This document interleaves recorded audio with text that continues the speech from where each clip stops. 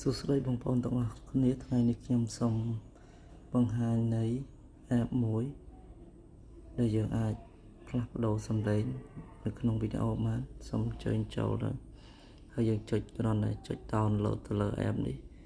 មានពាក្យថា video voice changer ហើយយើងចុច download រួចយើងចុច open សូមចាំបន្តិច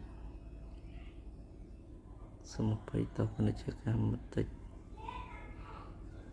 ហើយយើងចុចទៅលើពាក្យ file ហើយយើងចង់យកវីដេអូ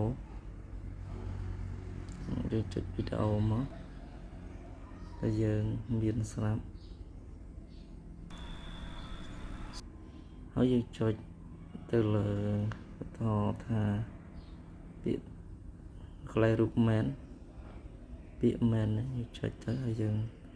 សំឡេងឲ្យយើងចង់បានយើងអាចកែបានសេរីបាន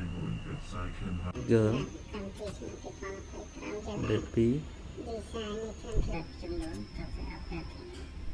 baby man old man ហើយក្នុងនេះយើងអាចសេរីបានទៀតយើង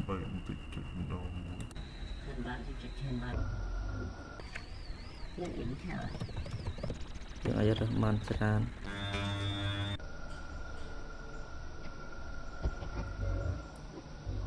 telephone คลิกលើពាក្យធានបានហើយយើងចុច lock វិញដូចសារមាន email ស្រាប់ចុចចុងផ្សាយជាមួយ email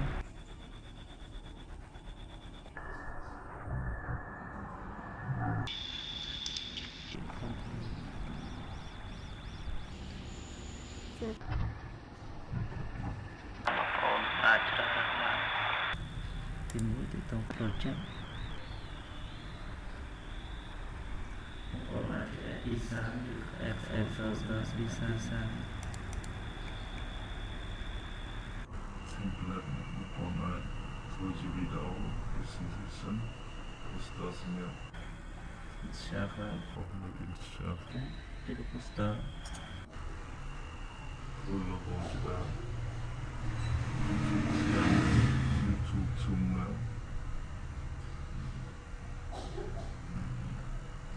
Story juga